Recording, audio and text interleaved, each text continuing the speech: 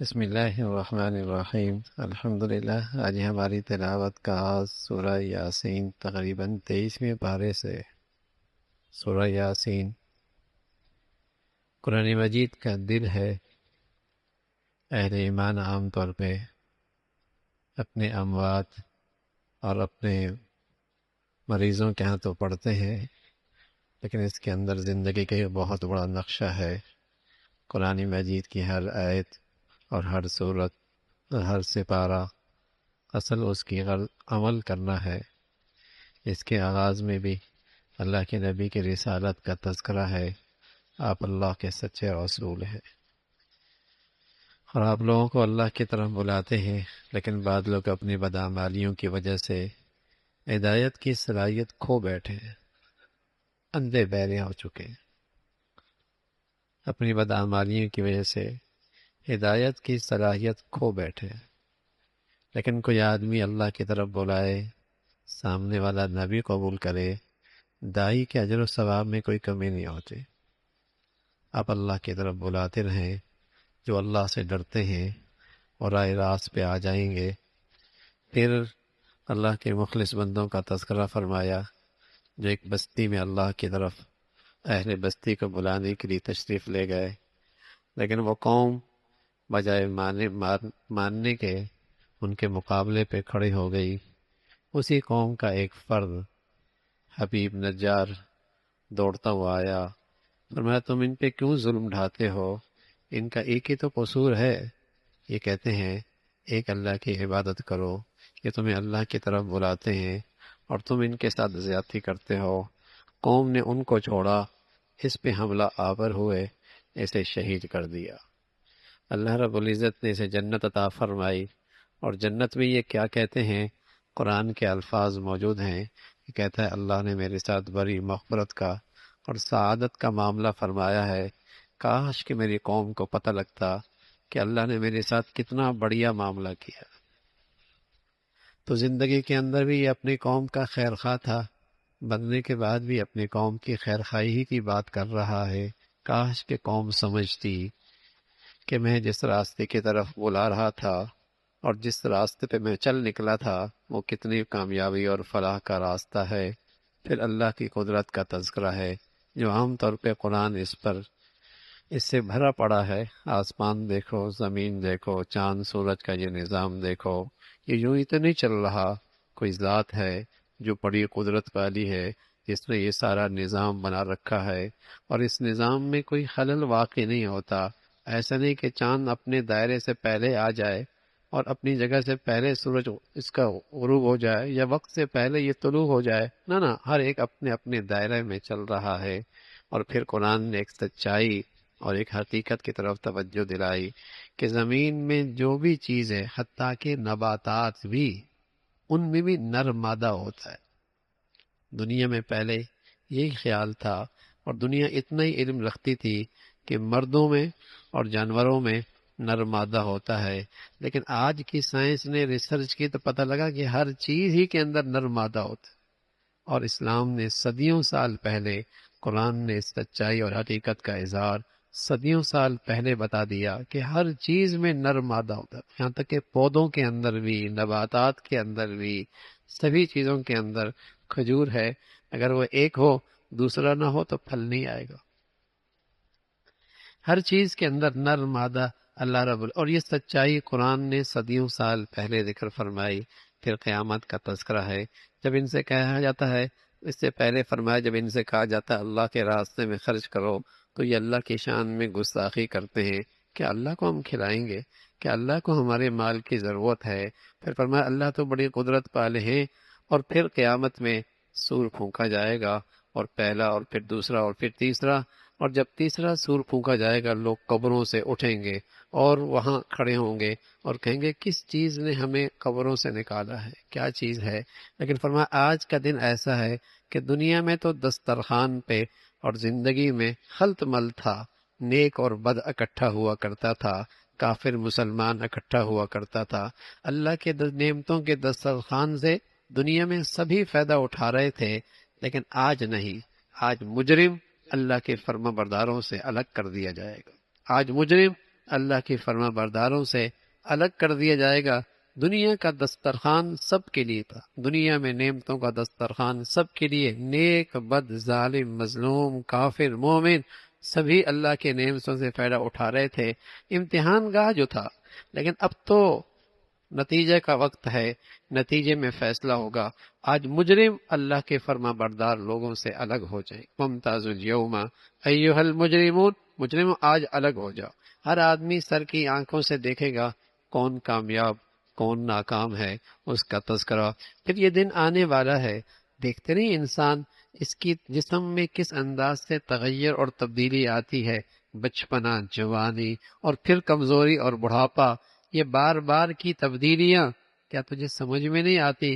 کوئی ذات ہے جس کا تجھ پہ تصرف ہے، وہی ذات ہے جس نے تجھے پیدا کیا، اور موت بھی آئے گی، پھر وہ انکار کرتے کیسے ہوگا؟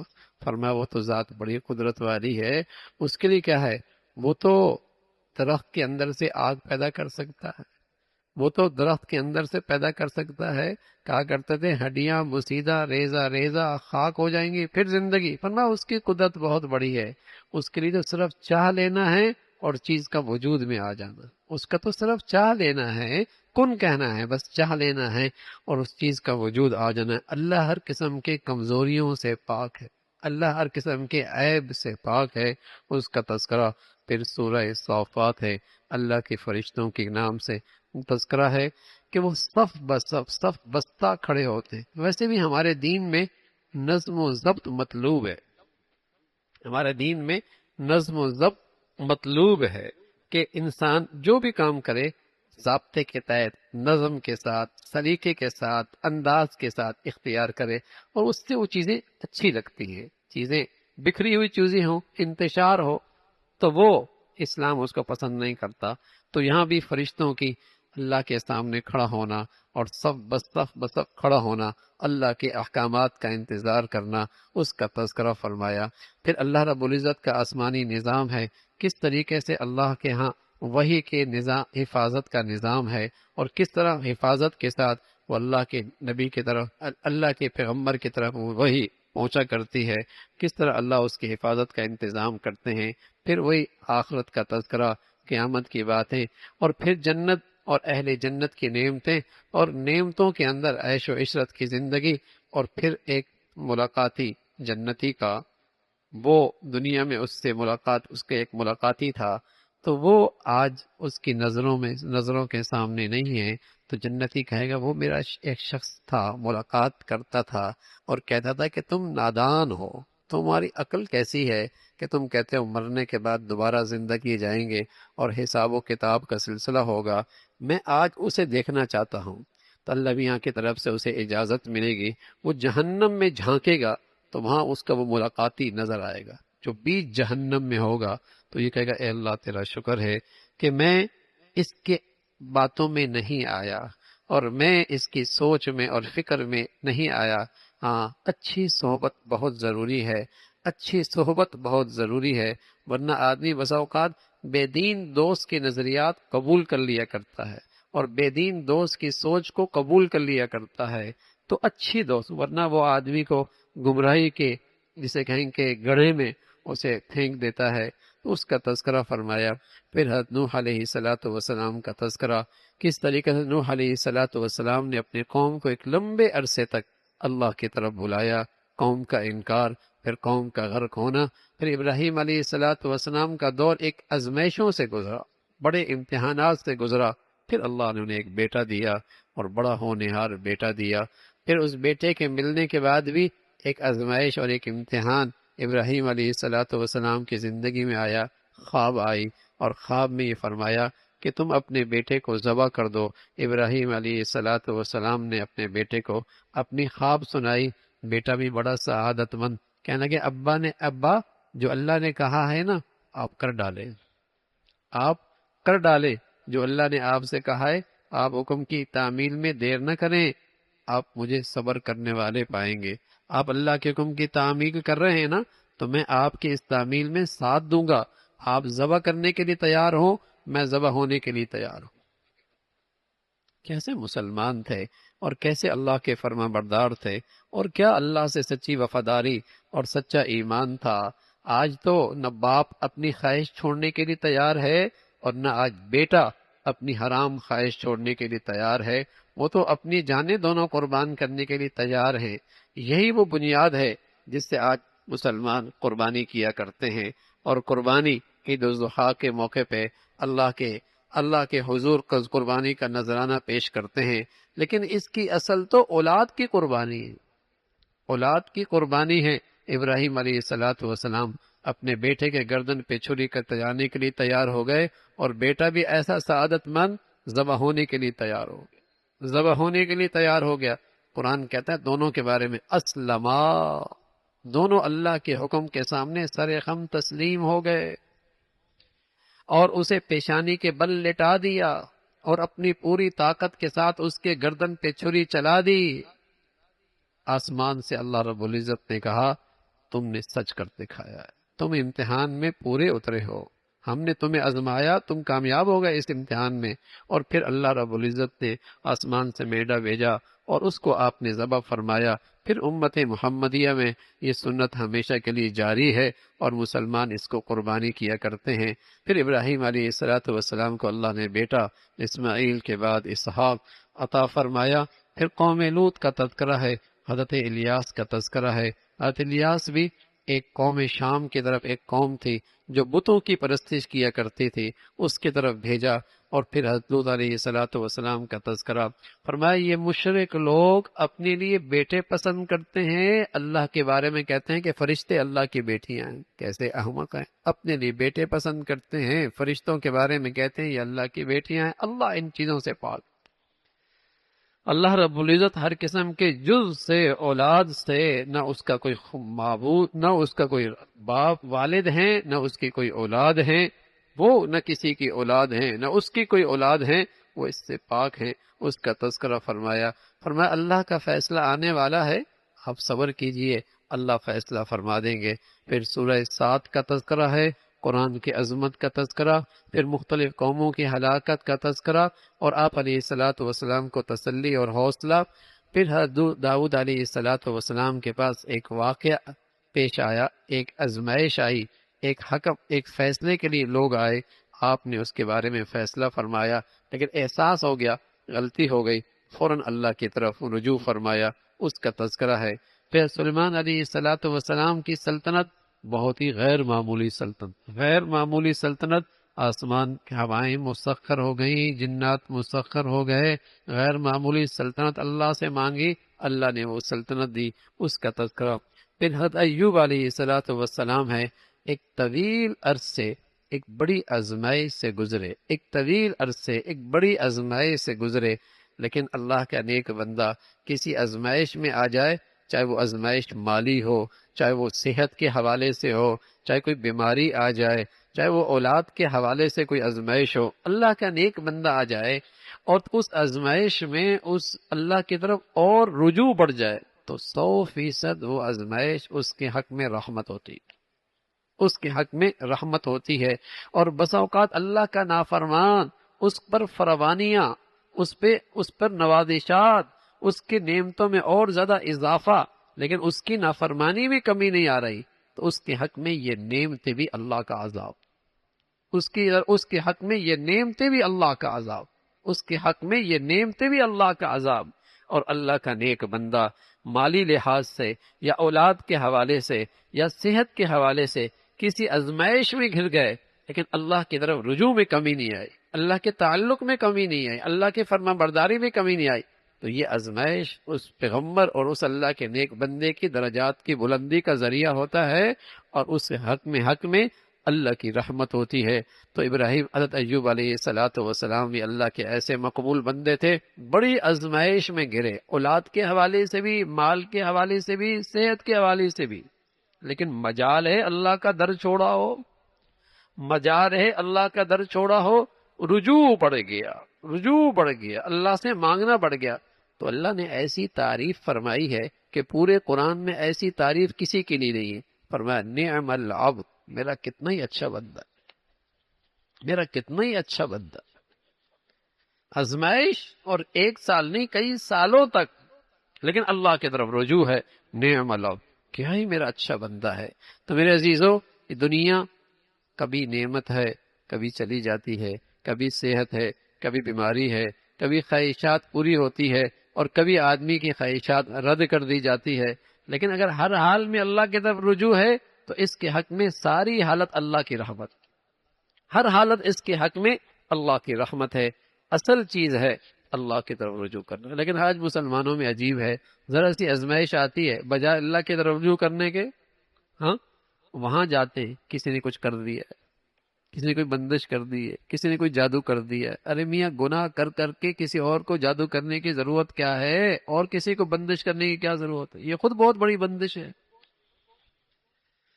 اللہ کی طرف رجوع نہیں کرتے، اللہ سے اور دور ہو جاتے ہیں. یہ پھر اللہ کی طرف سے پکڑ ہوتی ہے، پھر اللہ کی پکڑ ہوتی ہے. تو اصل ہے اللہ کی طرف رجوع کرنا، اللہ کے قریب ہونا. مشکلات کا حل کون نکالتا ہے؟ اللہ نکالتا ہے. پریشانیوں سے نجات کون دیتا ہے؟ اللہ دیتا ہے. بیماریوں سے صحت کون دیتا ہے؟ اللہ دیتا ہے. تنگیوں سے کون نکالتا ہے؟ اللہ نکالتا ہے. معاشی پریشانیوں سے کون نکالتا ہے؟ اللہ نکالتا ہے. تو رجوع کریں اس کی طرف اور اس کی طرف قریب ہو جائیں. یہی راستہ ہے اللہ کے قرب کا اور اللہ کی رحمت لینے کا. پھر جنت کا تذکرہ ہے، جنت کے نعمتوں کا تذکرہ ہے، اور اللہ کے نبیوں کا تذکرہ ہے. پھر جہنم کا تذکرہ ہے. جہنم میں جب پیشوا اور پیروکار دونوں جہنم میں جائیں گے تو وہاں آپس میں جھگڑیں گے. پیشوا کہے گا، پیروکار کہیں گے تمہاری وجہ سے ہم یہاں پہنچے ہیں. پیشوا کہیں گے نہیں، تم اپنی بدعملیوں کی وجہ سے یہاں پہنچے ہو. اس جھگڑے کا تذکرہ بھی جو جہنم میں ہوگا اس کا بھی تذکرہ فرمایا. پھر انسان کی تخلیق ہوئی اور اللہ رب العزت نے انسان کو پیدا کیا. شیطان نے سجدہ کرنے سے انکار کیا، تکبر کیا، جنت سے اللہ کی رحمت سے نکال دیا گیا. پھر اللہ نے انسانوں کو مہلت دے رکھی ہے، اس کا تذکرہ ہے. پھر اگلی صورت کا تذکرہ ہے جس میں شروع میں اللہ کے کلام کی عظمت اور اس کی بڑائی کا تذکرہ. پھر فرمایا اللہ شرک برداشت نہیں کرتا. اللہ رب العزت اپنی عبادت میں شرک نہیں برداشت کرتا. اللہ بڑا غیور ہے. جیسے غیرت مند مرد اپنی بیوی میں شرکت برداشت نہیں کرتا، تو اللہ تو سب سے بڑا غیرت مند ہے. اللہ اپنی عبادت میں شرک کیسے برداشت کرتا؟ جیسے ایک غیرت مند مرد اپنی عورت کی ساری کمیاں برداشت کر سکتا ہے کہ وقت پہ کھانا نہیں ملا، وقت پہ کپڑے نہیں ملے، وقت پہ یہ نہیں ملا، سب برداشت کر لے گا. لیکن اگر اس کی عزت میں، آبرو میں کوئی شریک ہوگا تو ایک غیور مرد اس کو برداشت نہیں کرتا. اللہ بھی اپنی ساری بندے کی ساری کمزوریاں برداشت کرتا ہے، لیکن اللہ شرک برداشت نہیں کرتا. اللہ شرک برداشت نہیں کرتا. شرک پر ساری نیکیاں، ساری خوبیوں پر شرک، ساری خوبیوں پہ پانی پھیر دیتا ہے. جیسے عورت کی یہ خیانت، اپنے مرد کے حق میں خیانت، اس کی ساری خوبیوں پہ پانی پھر جاتا ہے غیرت مند مرد کے ہاں. ایسی اللہ تو غیور ہے. فرمایا واللہ اغیر منی، لیکن ابھی فرمایا کرتے میں بڑا غیرت مند ہوں، لیکن اللہ تو مجھ سے بھی زیادہ غیرت مند ہے. اللہ تعالیٰ شرک برداشت نہیں کرتے، اسی کا تذکرہ. پھر انسان کی تخلیق کا تذکرہ. پھر اللہ کے نافرمانوں کا تذکرہ کہ اللہ کی طرف سے نعمت ملے تو اترانے لگتے ہیں، پکڑ آئے تو مایوس ہو جاتے ہیں. اس کی مذمت فرمائی. پھر فرمایا اللہ کے نیک بندے اللہ کی بات سنتے ہیں اور اس پہ پھر پیروی بھی کرتے ہیں، اور یہی ان کی عقل مندی کی نشانی ہے. الذین یستمعون القول فیتبعون احسن. عقل مند لوگ کون ہیں؟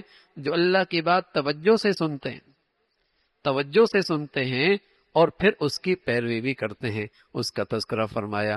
پھر اللہ رب العزت نے فرمایا جن سے اللہ راضی ہوتا ہے ان کا سینہ اسلام کے لیے کھل جاتا ہے، ان کے لیے ہر اسلام کا حکم قبول کرنا آسان ہو جاتا ہے. اور جن کا دل گناہوں کے وجہ سے سخت ہو گیا ان کے لیے اللہ کے حکموں کو قبول کرنا مشکل ہو جاتا ہے. اسی کا تذکرہ فرمایا. پھر اللہ رب العزت نے مختلف مثالیں پیش کی اور فرمایا یہ ساری مثالیں ہدایت کے لیے ہیں، لوگوں کی عبرت کے لیے ہیں. اللہ تعالیٰ عمل کی توفیق نصیب فرما دے. ایک گزارش ہے، یہ بچے اوپر بہت کھیل رہے ہوتے ہیں اور یقیناً یہ نمازیوں کی، ہمارے ساتھیوں کی بچے ہوں گے، تو ایسے بچے اپنے ساتھ ضرور لایا کریں، لیکن صفوں میں اپنے ساتھ کھڑا کیا کریں. ٹھیک ہے نا؟ صفوں میں لایا ضرور کریں تاکہ مسجد کا ماحول، دین کا ماحول انہیں ملے، لیکن اپنے ساتھ ضرور کھڑا کیا کریں تاکہ مسجد کی بے ادبی بھی نہ ہو اور مسجد میں انتشار بھی نہ ہو، اس کا بھی خیال رکھیں۔ جزاکم اللہ، سبحانک اللہ و بحمدک۔